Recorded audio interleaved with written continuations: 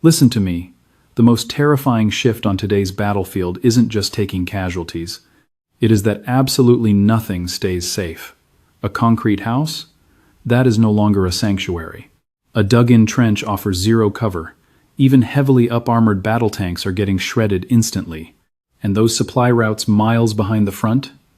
They have become a primary kill zone. And that is exactly what makes this intel so chilling. What we are tracking around Pokrovsk isn't just another string of Russian casualties caught on drone feed. It is a massive red flag. The old rules of combat survival are completely crumbling under a sky that never blinks, relentlessly tracking and hammering targets. The shock value doesn't come from a single blast, one wrecked transport, or bad camouflage. The true horror here is how every square inch of the sector is now wired into the exact same lethal grid. Once you and I decode this pattern, you realize every single troop movement changes completely. Lock in with military force. The hard truth isn't just the sheer volume of Russian gear burning out there, but how these relentless drone strikes are actively rewriting modern warfare. The primary tactical shift we are seeing? Slapping a roof over your head means nothing. We watched Russian infantry attempt to bunker down in abandoned structures and shallow dugouts after overhead detection. Those exact coordinates were obliterated in minutes. The raw speed of that kill chain speaks louder than the blasts. Basic frontline survival tactics are completely useless against an Overwatch network that instantly locks onto any heat signature or motion, transmits coordinates instantly, and flies attack drones straight down their throats before the squad even catches a breath. This changes everything, because survival once meant simply beating the enemy to cover. Today, survival hinges entirely on whether that cover is already compromised, dialed in, and pre-marked for artillery. That is why the threat level spikes the second those structures cave in. The tactical nightmare here is these were never reinforced concrete bunkers built to absorb shelling. They were blown-out homes, hasty fighting holes, and makeshift staging points right on the zero line. That means they only offered protection if the enemy lacked visual confirmation of what was inside. But with observation drones parked directly overhead, that old logic is dead. A single boot shifting near a doorframe, a shadow moving inside a ruined room, or even just a squad trying to catch their breath is enough to pull the trigger. In this brutal theater, the window between being spotted and getting wiped out is virtually zero. The combat zone completely strips away time to process, forcing troops into a frantic sprint they simply cannot survive. That immense psychological crush is what dictates every single tactical maneuver from that point on. Let's break down how this shatters the mental state of these Russian infantrymen on the ground. The lethal threat isn't just out in the open fields, highways, or bare trench lines anymore. It hunts them right into the exact spots that used to offer a brief tactical pause. A grunt diving into a collapsed farmhouse ought to feel like he bought a few minutes. But with drones hovering 24/7, that false security quickly evaporates. The physical running stops, but the sheer panic remains, because every man in that unit knows hiding from fire is no longer the same as vanishing off the radar. They might be breathing for now, but they also know an operator is likely dialing in the final strike coordinates right at that very second. That crushing paranoia breaks down combat judgment, destroys unit discipline, and forces chaotic choices, which is exactly why this crisis doesn't stop at one blown-out building. What we are really mapping here is a brutal new law of modern frontline combat. When kamikaze drones swarm the skies over blasted towns and shallow craters, concealment means absolutely nothing. Time vanishes, and basic battlefield survival turns into an impossible roll of the dice. So what do you and I take away from this? It isn't just another combat clip. It is hard evidence that across the Pokrovsk sector, attempting to hide has lost all tactical value. On a front line dominated by drones, diving for cover no longer shifts a soldier out of danger. More often than not, it simply marks the exact moment a target stops running and starts waiting to die inside a structure that is already painted for destruction. And that is exactly why the psychological pressure easily pierces those concrete walls. Another critical development is how basic mechanized protection is completely failing under this strain. We tracked one Russian tank abandoned on the road, with its anti-drone cages already fully mounted. But one tactical FPV pilot spotted a gap and punched right through. Today, you and I are tracking exactly where this brutal war is heading next. That cage armor wasn't entirely pointless. Metal screens and heavy nets definitely close off easy angles, forcing our drone crews to pull off much tighter, harder attack runs. But static defenses cannot guarantee survival against a highly trained drone operator anymore, especially with clear optics and a patient, cold-blooded strike approach. Listen, the breaking news isn't just that another heavy battle tank was ripped apart. What matters is that stopgap defenses are being torn down by lethal UAV crews who circle, study the target, and ruthlessly exploit a tiny structural gap. That totally rewrites the rules of passive armor. Cages might delay a warhead, but they are failing as a reliable long-term shield. Once heavy mechanized units lose that protection, the kill zone violently expands to everything around them. That is exactly when the front line becomes an absolute meat grinder. These drone swarms are no longer stopping at heavy tanks or prime targets. We are tracking strikes on critical logistics holding Russian assault groups together. Frontline comms antennas just went down. Forward ammo dumps were wiped out. We saw light transport and ATV cargo runs get ambushed and destroyed. Sure, hitting a quad bike isn't going to make explosive headlines like a heavy tank erupting into a massive fireball. But destroying logistics quietly paralyzes an enemy combat unit in far more permanent ways. One smashed antenna shatters their tactical coordination. Losing transport cuts off rations, fresh water, heavy ammo, and vital medical kits. A missing supply run looks minor on a briefing map, but down in the mud, it leaves a vulnerable infantry squad pinned down, desperately waiting for gear that is never arriving. So the true tactical damage isn't just the burning wreckage caught on camera today. The real blow is watching an enemy battalion slowly collapse as vital lifelines are severed. Stick with me here. Ukraine isn't just hunting big iron. They are executing a deliberate pattern. They are bleeding the entire logistical web that lets Russian combat forces radio for help, push artillery shells, and survive the trench warfare from one brutal hour to the next. That kind of relentless siege is lethal because it shreds them layer by layer. Strike 1 vaporizes a supply truck. Strike 2 completely severs the trench radio comms. Strike 3 chokes the supply chain, forcing frontline infantry to desperately ration the exact ammo that should be in their guns. This doesn't require one massive shock and awe bombing run. It works because 100 tiny tactical cuts stack up rapidly, bleeding the assault group until they are totally defenseless on all flanks. That is precisely how drone strikes shift from simple weapons into a brutal campaign of erosion. Once that decay sets in, the defensive line doesn't just snap, it simply rots away, losing structural combat strength piece by piece. You cannot measure the success of these operations just by counting busted armor or the piles of scorched hardware left smoking on the dirt roads. The real tactical victory is watching Russian forward combat power get systematically ground into dust, one supply line at a time. The blast neutralizes the immediate target, but the systemic disruption poisons everything behind the lines. That crippling friction eventually hits the fresh infantry trying to move up.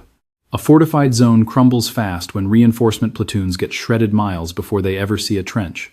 That is exactly why taking out these Russian troop rotations is such a massive development.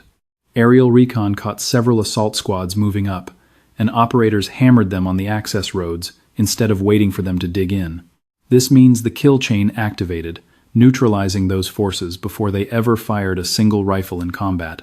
Tactical rotations are not simply walking around. They are the actual heartbeat keeping a defensive sector alive.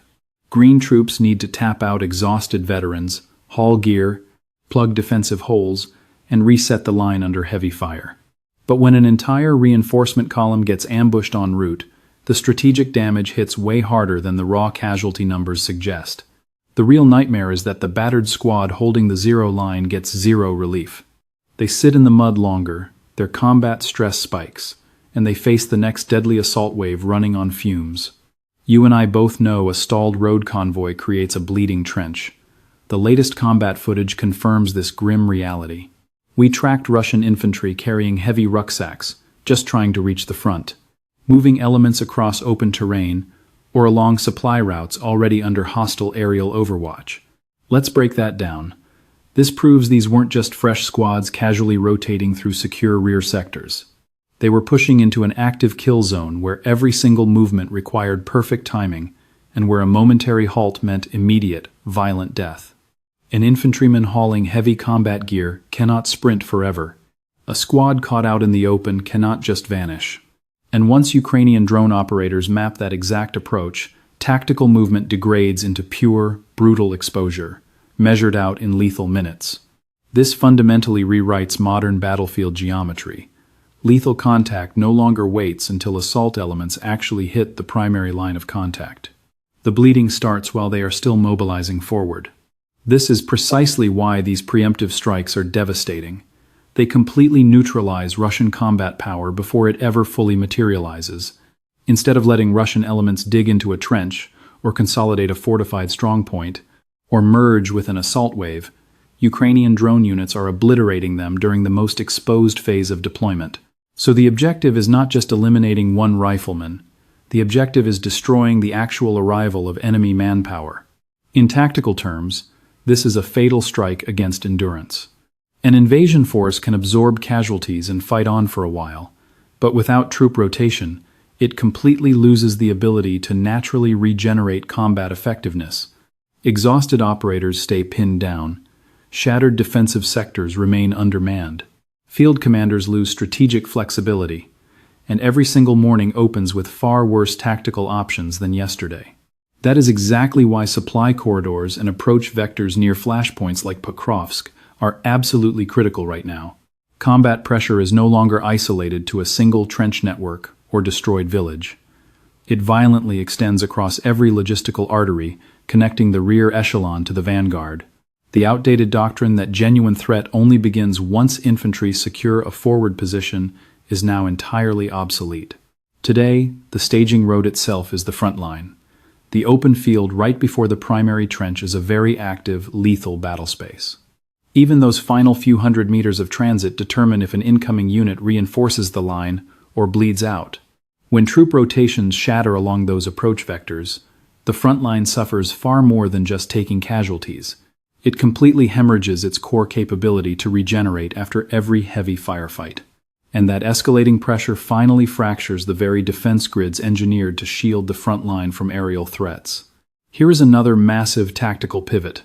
Attack drones are bypassing infantry and light armor, systematically hunting down and peeling open Russian air defense networks. This is exactly why these confirmed strikes on Tor M1 systems are catastrophic. You and I need to understand this. A Tor is a prime, high-value asset. It is the critical umbrella shielding ground elements from low-altitude drones, smart bombs, and sustained aerial bombardment. In brutal tactical terms, it is the primary armor. So, when that exact armor gets dismantled by the precise airborne threat it was engineered to terminate, the strategic fallout spirals way past one wrecked launcher. Intelligence reports confirm just one Tor M1 platform burns through $25 to $30 million. Manned by a tight 4-operator crew, this advanced radar can track multiple bogies simultaneously, with classified specs pushing that capability up to 48 hostile targets. It intercepts hostiles at a 12-kilometer range. On paper, that looks like an absolutely formidable battlefield asset, but theoretical specs and raw survival in the mud rarely ever match up. The fatal flaw triggers when incoming targets run small, low, slow, and penetrate the radar blind spot at the worst possible second. That is precisely where FPV drones alter the combat math entirely. This totally fractures the economic baseline of modern warfare. A dirt-cheap, improvised drone forces a multi-million-dollar air defense battery to expose its breaking point. Granted, not every single drone pierces the net, but it confirms strike elements no longer need heavy ballistic missiles or fighter jets just to crack open a heavily fortified defensive grid. Sometimes a highly disposable munition gets the kill, if deployed with relentless tactical patience and lethal precision. This is a massive tactical nightmare for Russia, because a radar grid designed to scan for major incoming strikes gets fatally blinded by the smallest, stealthiest threat if it evades detection until the final seconds before impact. And the moment that defense grid shatters repeatedly, The psychological shockwave violently ripples out past the immediate radar crew. The broader tactical implications are staggering. If forward air defense collapses, every other Ukrainian assault maneuver gets the green light. Allied reconnaissance drones can freely loiter and designate targets with near total impunity. We are monitoring their supply routes like hawks. We're hunting support vehicles with zero interference.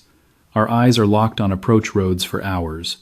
Deep strikes behind enemy lines are now highly realistic. Why? Because we just forced their primary protective layer to fall back. Listen to me, the target isn't just the Tor system. The real target is the entire local air defense network. Do not treat these strikes as lucky, isolated hits. They expose a massive, escalating trend across the entire combat theater. Our drone operators are learning to shred not just exposed infantry, but the very air defense systems guarding those men. Once those shields shatter, the entire front line fractures, exposing critical vulnerabilities you will never catch in a standard 30-second combat video clip. Sure, a burning missile launcher looks spectacular, but the true devastation hits later when our swarms break through, armor is tracked down, and fortified positions lose the umbrella they relied on. The tactical role of combat drones is evolving at breakneck speed. Drones aren't just hunting lone soldiers out in the open anymore. They are brutal instruments, systematically peeling away layer after layer of the enemy's integrated combat system. When those defenses collapse, the kill zone doesn't just intensify at the point of contact. That crushing tactical pressure rapidly spreads across the entire operational space behind the main line. The Pokrovsk sector reveals something massive. It's more than a bloody meat grinder. It proves the rear operational space is now an absolute, unrelenting death zone. Russian troops maneuvering here can forget the old rules of war. The threat no longer magically starts at the trench line or the primary point of assault. They march under constant, unforgiving surveillance from above, changing the entire game. A lone scout crossing fields, a fire team hugging a tree line, or a platoon halting for a rest. If our optics catch them at the wrong second, they are wiped off the map instantly. Why does this matter? Because exposure isn't measured by your distance to incoming artillery anymore. It is measured entirely by whether a drone has locked onto your movement and if a strike package is already flying your way. Under these brutal conditions, the sky is a permanent weapon. The front line now extends miles beyond the actual dirt where infantrymen are trading rifle fire. This is exactly why Pokrovsk matters, far beyond just another hot sector. It demonstrates how the fundamental rules of combat survival have been rewritten across a massive zone. Let's look at the vehicles together.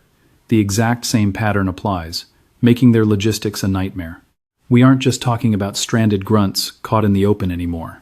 Supply trucks, light armor, and logistical transports pushing to the front are constantly tracked and eliminated the second they hit that fatal belt near the zero line. That completely disrupts the operational tempo of this entire war. Destroy a transport truck before it unloads, and frontline troops starve. Hit a light utility vehicle on the approach, and that critical ammo never reaches the desperate soldiers holding the trenches. If logistics keep burning on the way in, enemy combat power degrades rapidly, crippling their lines long before we launch a major offensive. Drone warfare isn't just about explosions anymore. It has evolved into absolute, tyrannical control over battlefield movement itself.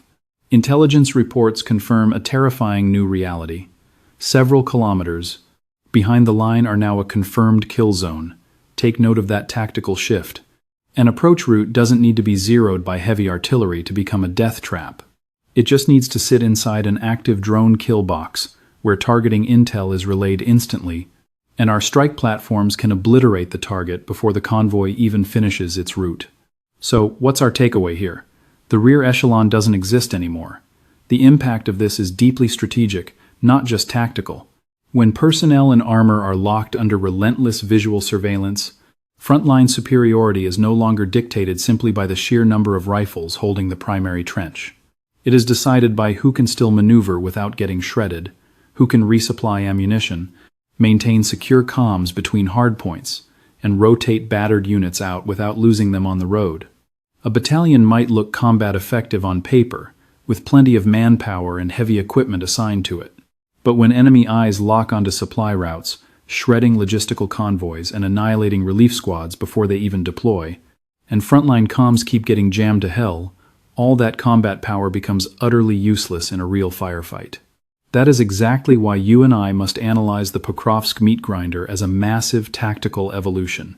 The modern kill zone goes way beyond just the trench or shattered buildings. It is the entire staging grid, transit routes, tactical pauses, staging areas, and those brutal final kilometers before contact are all active, lethal zones now.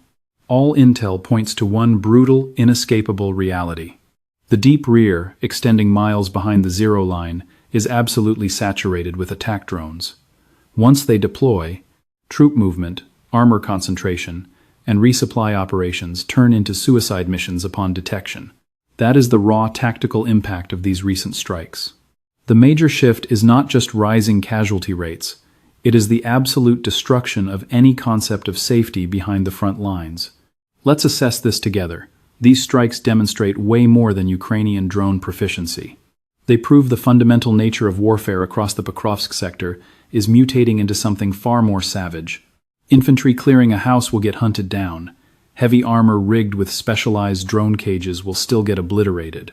A logistics truck pushing those final 2 kilometers to the trenches might just vanish in fire.